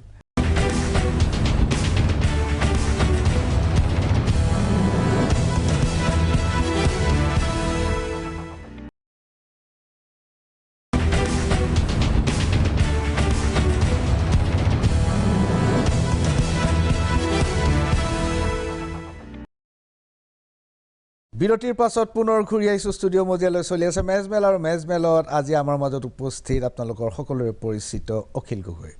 গগৈ ডাঙৰীয়া আমি আহোঁ NRC প্ৰসংগলৈ বিজেপি দল আৰু চৰকাৰে NRCখনৰ পুনৰীক্ষণ বিচাৰিছে তেওঁলোকে দাবী কৰিছে যে সীমান্তৱৰ্তী অঞ্চলত 20% আৰু বাকী অঞ্চলত 10% পুনৰীক্ষণ হ'ব লাগে এতিয়া NRCখন সম্পৰ্কত আপোনাৰ কি ধৰণৰ ধাৰণা মই ভাবোঁ যে NRCখন আমাৰ ৰাজনৈতিক দলৰ কাৰণে নিৰ্বাচনৰ আগৰ এটা ইছ্যু চিৰিয়াছলি কোনেও NRCখন কাৰেক্ট কৰিবৰ কাৰণে শুদ্ধ ৰূপত প্ৰকাশ কৰিবৰ কাৰণে আৰু ইয়াক জাতিৰ এটা দলিল ৰূপে গঢ়ি তুলিবৰ কাৰণে কোনেও চিৰিয়াছলি কাম কৰা নাই প্ৰতীক হাজেলাই বোধহয় অলপ প্ৰফেশ্যনেলি কামটো কৰিছিলে কিন্তু প্ৰতীক হাজেলাই কাৰোৰ পৰা শান্তিত কামটো কৰিবলৈ নাপালে যাৰ ফলস্বৰূপে হয়তো বহুত এৰৰ তেওঁৰ দিনতো থাকি গ'ল কাৰণ চৰকাৰৰ সহযোগিতা লাগিব বিৰোধী শক্তিবিলাকৰো সহযোগিতা লাগিব এটা ইমান ডাঙৰ কৰ্মযজ্ঞ সেইটোক মানে তাৰ পৰা ভুল ত্ৰুটিবিলাক আঁতৰ কৰি কৰাটোতো সঁচাকৈ বহুত টান কাম কিন্তু তাৰ মাজতো মই ভাবিছিলোঁ যে মানে প্ৰতীক হাজেলাৰ দিনত বস্তুটো অলপ প্ৰফেশ্যনেলি কৰা হৈছিলে কিন্তু যেহেতু আমি অকল ৰাজনীতি কৰা জাতি আমি যেহেতু প্ৰফেশ্যনেলি এটা বস্তুক চাব নাজানো সঠিকভাৱে কেনেকৈ বস্তুটো শুদ্ধ ৰূপত গৈ সামৰণি পেলাব লাগে লজিকেল এণ্ড এটালৈ লৈ যাব লাগে সেই কামটো এতিয়ালৈকে আমাৰ গঢ়ি উঠা নাই সেই যুক্তিবাদটো গতিকে আমাৰ জাতিটোৱে সদায় এনেকুৱা ধৰণৰ জাতীয় প্ৰশ্নবিলাকক লৈ সদায় আমি এনেকুৱা ধৰণৰ ল'ৰা ধেমালি কিছুমান কৰি আহিছোঁ সেইকাৰণে আজিৰ দিনটোত বিজেপিয়ে যদি NRCৰ কথা কয়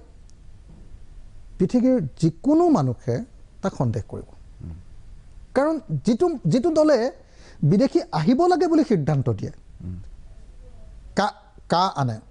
য'ত 1.90 লাখ হিন্দু বাংলাদেশী অহাৰ সম্ভাৱনা আছে যিখন আইনৰ কাৰণে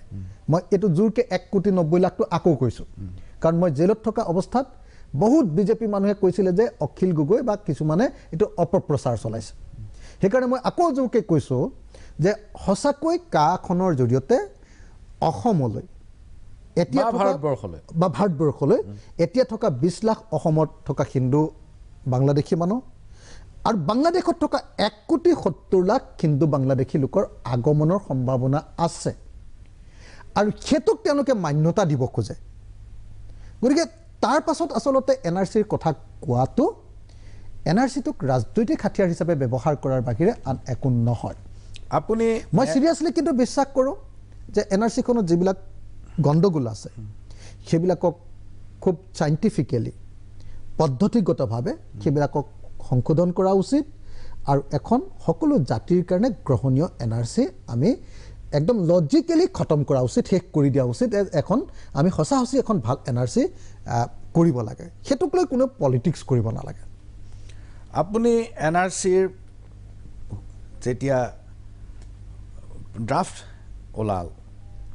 আৰু তেতিয়া ন্যায়াধীশ ৰঞ্জন গগৈক আপুনি জাতীয় নায়ক আখ্যা দিছিলে, কিন্তু অন্তিম সময়ত তেখেতেও NRCখন আধৰুৱা কৰি থৈ গ'ল। ৰেজিষ্টাৰ অফ জেনেৰেল অফ ইণ্ডিয়াক কোনো ধৰণৰ বিশেষ নিৰ্দেশনা নিদিলে, যাৰ কাৰণে আজি NRCখনৰ চূড়ান্ত প্ৰতিলিপি বুলি ঘোষণা কৰা কপিবিলাকো আজি ওলমি আছে, সেইখন চূড়ান্ত হোৱা নাই, ৰেজিষ্টাৰ জেনেৰেল অফ ইণ্ডিয়াই নটিফাই কৰা নাই। আপুনি এতিয়াও ভাবেনে যে ৰঞ্জন গগৈক আপুনি সেই দিয়া আখ্যাটো যুক্তিসংগত আছিল? ৰঞ্জন গগৈ সম্পৰ্কে এতিয়া মই সাংঘাতিক ধৰণে ক্ৰিটিকেল। মানে আমাৰ দেৱকান্ত বৰুৱাই যিটো কৰিলেগৈ, আৰু আমাৰ অসমীয়া মানুহে ডাঙৰ পোষ্ট এটা পোৱাৰ পাছত নিজৰ স্থিতিটো ৰাখিব নোৱাৰে। India is India. ঠিক তেনেকৈ আমাৰ ৰঞ্জন গগৈ ডাঙৰীয়াই সুপ্ৰিম কোৰ্টৰ মুখ্য ন্যায়াধীশ হৈ সৰ্বশেষত যিধৰণে মানে গোটেই ব্যৱস্থাটোকে ধ্বংস কৰি থৈ আহিলে, আপুনি ক'ৰবাত পৃথিৱীৰ কোনোবা মানুহে বিশ্বাসৰ ওপৰত ভিত্তি কৰি, বিশ্বাস দেই, ফেইথ, কোনোবা মানুহে বিশ্বাস কৰিছে যে তাত এটা মন্দিৰ আছিল, বিশ্বাসৰ ওপৰত ভিত্তি কৰি পৃথিৱীৰ ক'ৰবাত কোনোবা দেশত এতিয়ালৈকে ক'ৰবাত জাজমেণ্ট হৈছে নেকি? আমাৰ ৰঞ্জন গগৈ ডাঙৰীয়াই কেৱল বিজেপি আৰু RSSক সন্তুষ্ট কৰিবৰ কাৰণে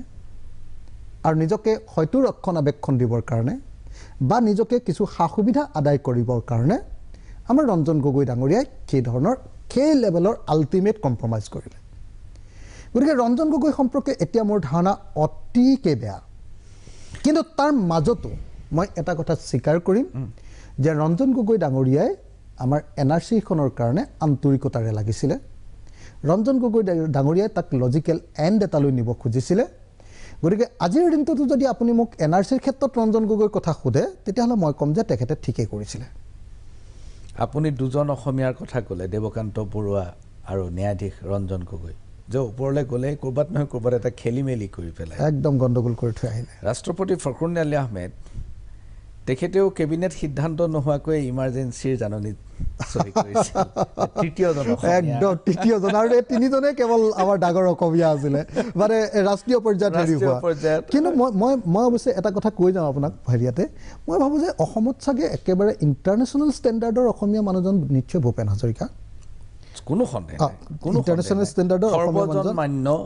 এই কথাটো ডক্টৰ হাজৰিকাৰ ওপৰত। গতিকে তেখেতক আকৌ সেই বুলি মই এই মুহূৰ্ততো একেবাৰে আমি বুকুৰ আপোন হিচাপে লওঁ। গতিকে তেখেত সম্পৰ্কে কিন্তু কোনোপধ্যে মই কোনো ক্ৰিটিকেল কথা আইকন কেৰেক্টাৰ। হয়, একজেক্ট। ফৰেইনাৰ্ছ ট্ৰাইব্যুনেলৰ আপুনি যদি চকু ৰাখিছে তেতিয়াহ'লে আপুনি দেখিব, মই অলপতে গোটেই তথ্যবিলাক পালোঁ, তাত মই দেখিছোঁ এটা কথা যে তাত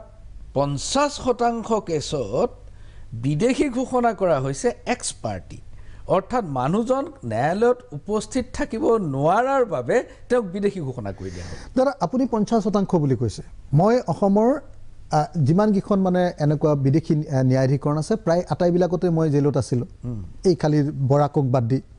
ডিব্ৰুগড়ত আছিলোঁ, যোৰহাটত আছিলোঁ, আপোনাৰ নগাঁৱত আছিলোঁ, গোৱালপাৰাত আছিলোঁ। এইখনেই প্ৰধানতঃ বিদেশী ন্যায়াধীকৰণ মানে হেৰি আছে, জেল তাতেই তাৰমানে মানুহবিলাকক ৰাখে। গতিকে মই আপোনাক এটা কথা কওঁ, 50% নহয়, বোধহয় 90% মানুহ এক্সপাৰ্টি হিচাপতহে আচলতে বিদেশী ঘোষিত হৈছে। মানে বিচাৰ হোৱাই নাই, সেইবিলাক বিচাৰ হোৱা নাই। মানে সাধাৰণ মানুহ ধৰক ডিব্ৰুগড়ত মানুহ এজন ধৰিলে, তেওঁক আৰু জাননী নিদিয়ে যে আমুক দিনা কেছ আছে, তামুক দিনা কেছ আছে, একো খবৰ নাপায়। গতিকে তেওঁ নাযায়। তাৰপিছত দুদিনমানৰ পাছত কোনোবা এজন মানুহে কোৰ্টে মানে ডিক্লেয়াৰ কৰি দিয়ে যে এওঁ বিদেশী। কাৰণ এই ক্ষেত্ৰত ন্যায়িক ব্যৱস্থালৈ যাব নোৱাৰি নেকি, আপুনি কি ভাবে? মানে এইটো এটা একেবাৰে ভেকু ভাওনা। মই জেলত থকা মানুহ, গতিকে মই একদম আচলতে বিদেশী আছে নে নাই, কিমান আছে, এইবিলাক বস্তু খুব ভালকৈ চাইছিলোঁ। তাৰমানে মই ডিব্ৰুগড় জেলতো দেখিছিলোঁ যে বিদেশী আছে, বাংলাদেশৰ পৰা ডাইৰেক্টলি অহা মানুহ আছে, হিন্দুও আছে, মুছলমানো আছে। মই গোৱালপাৰা জেলতো দেখিছিলোঁ, নগাঁও জেলতো দেখিছিলোঁ, যোৰহাট জেলতো দেখিছিলোঁ যে হয় বিদেশী অসমলৈ আহি থাকে। বিদেশী নাহে বুলি কয় যে সেইটো মিছা কথা মিছা কথা কিন্তু মই একেটা সময়তে কওঁ যে মুছলমান বিদেশী যিমান আহে হিন্দু বিদেশীও কম নাহে এইবিলাক মোৰ আচলতে ডায়েৰীত মই কি কয় মই কিতাপেই লিখিছিলোঁ সেইটোৰ ওপৰত গোটেই নাম চাম দি গোটেই ইতিহাস চিতিহাস দি গোটেইখিনি কৰিছিলোঁ সেইবিলাক মই এনায়ে মোৰ হেৰিখন লৈ গ'ল স্ক্ৰিপ্টখন লৈ গ'ল গতিকে মই ভাবোঁ যে আজিৰ দিনটোত বিদেশী ন্যায়াধিকৰণ এটা একেবাৰে মানে এটা হাঁহিয়তাৰ বস্তু এটা এইটো একেবাৰে কোনো ছিষ্টেমত থকা ছিষ্টেমেটিক কোনো এটা পদ্ধতি নহয় এইটো এটা সাংঘাতিক ধৰণে এটা সৰু ল'ৰা ধেমালিৰ খেল এটা এইখিনিতে লৈছোঁ ক্ষণিক সময়ৰ বাণিজ্যিক বিৰতি চাই থাকক মেজমেল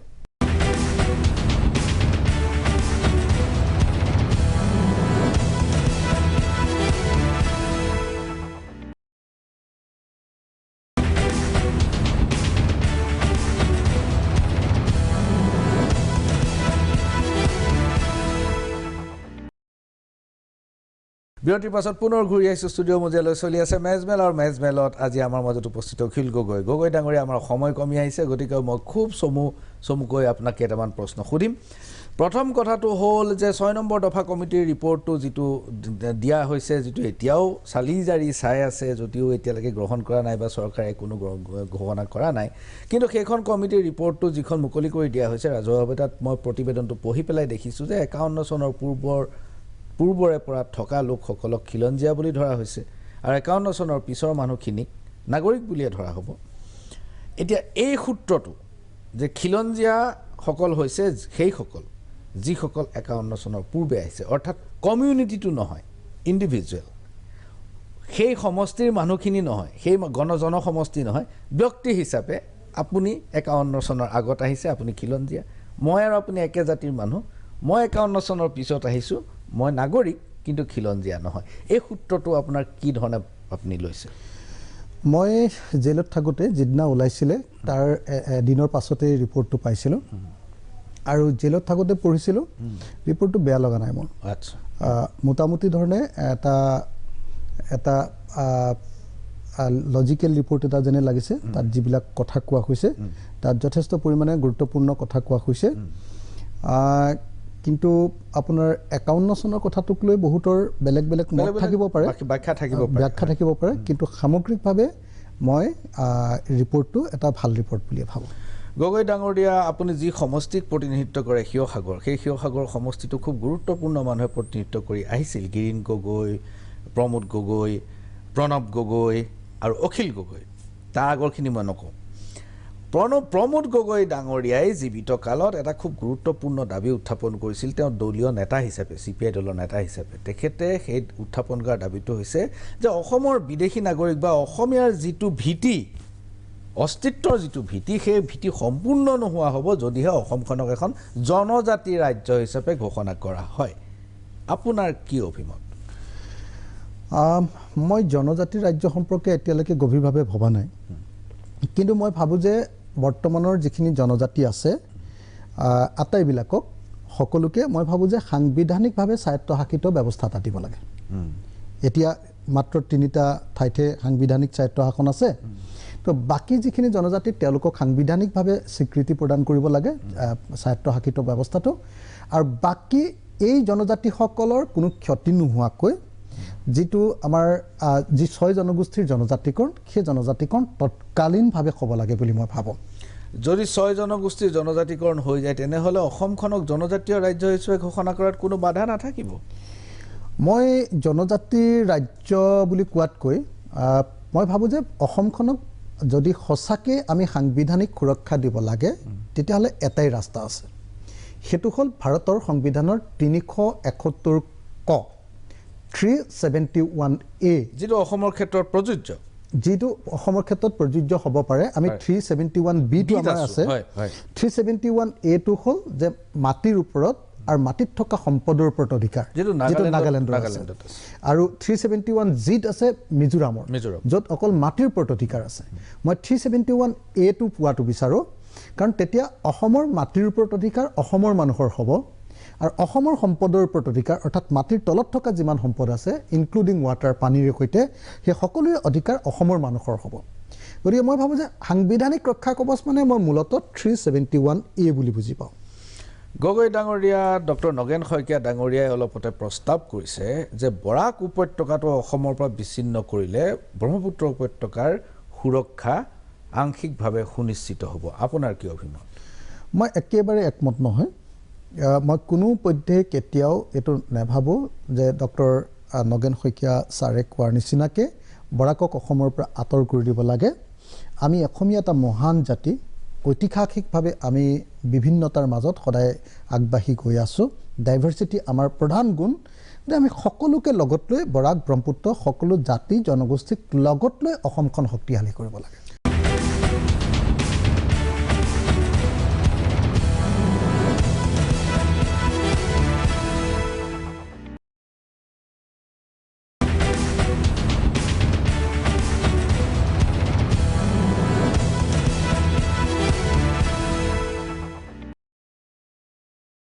মোৰ অন্তিম প্ৰশ্ন যে আপুনি এতিয়া এটা সমষ্টিৰ বিধায়ক সাধাৰণতে অসমৰ মানুহে আপোনাক এতিয়াও বিধায়ক হিচাপে গ্ৰহণ কৰিবলৈ বাকী বিধায়ক বুলি ক'লে যিটো বুজায় যিটো সাধাৰণতে আমাৰ মানুহৰ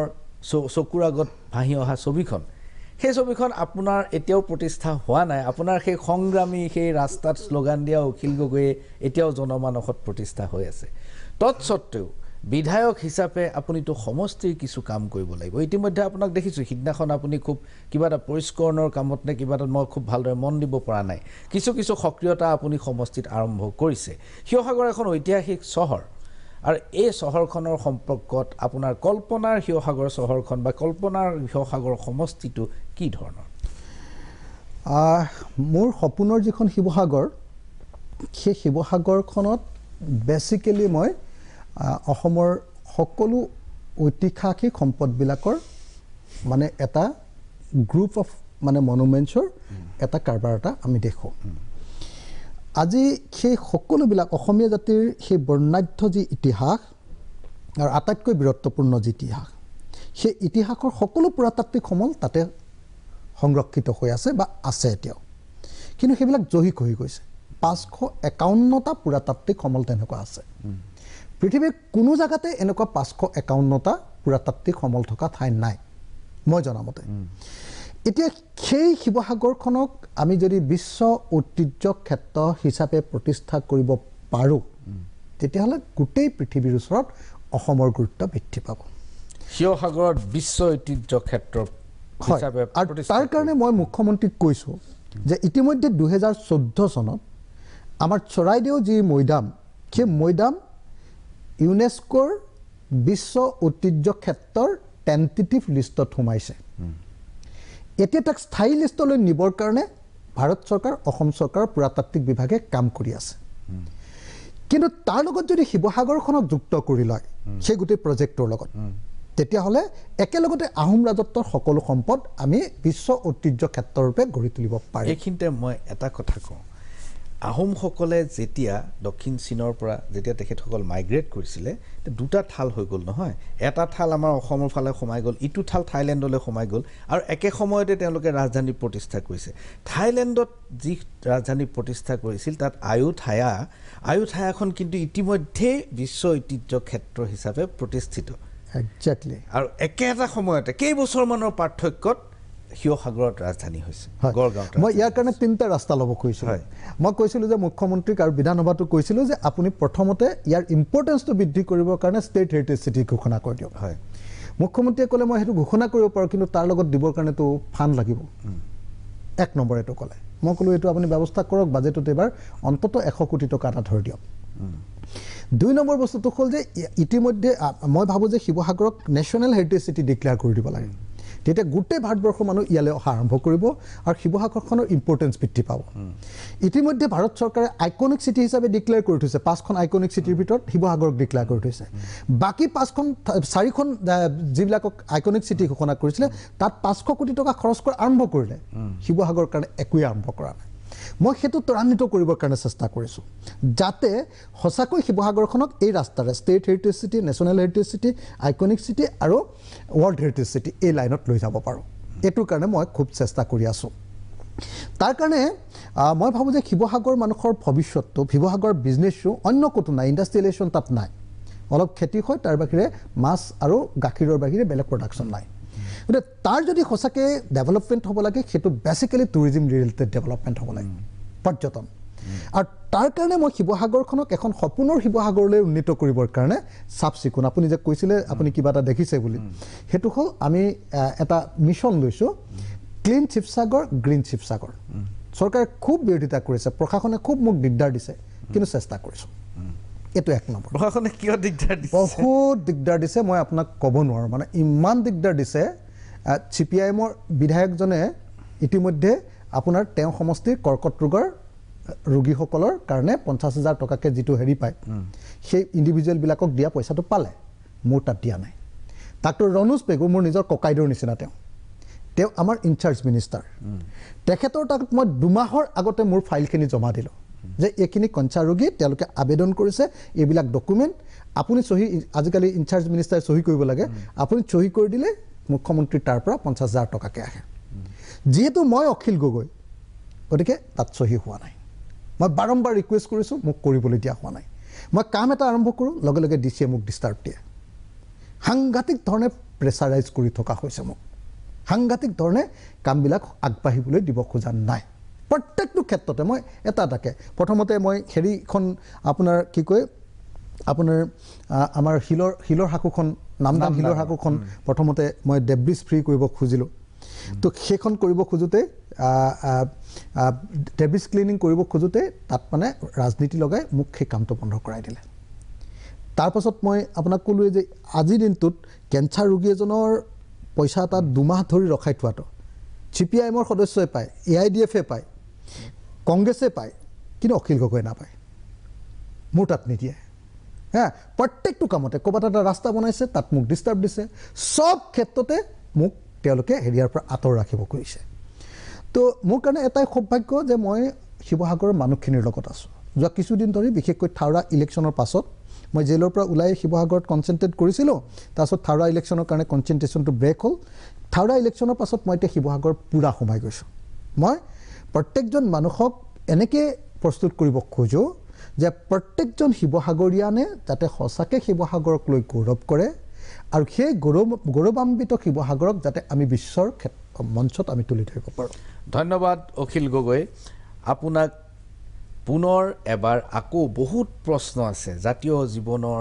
ৰাজনীতিৰ বহুত প্ৰশ্ন আমাৰ সুধিব লগা আছে। পুনৰ এবাৰ লগ পোৱাৰ আশাৰে আজিলৈ ইমানতে সামৰিছোঁ। নমস্কাৰ। নমস্কাৰ।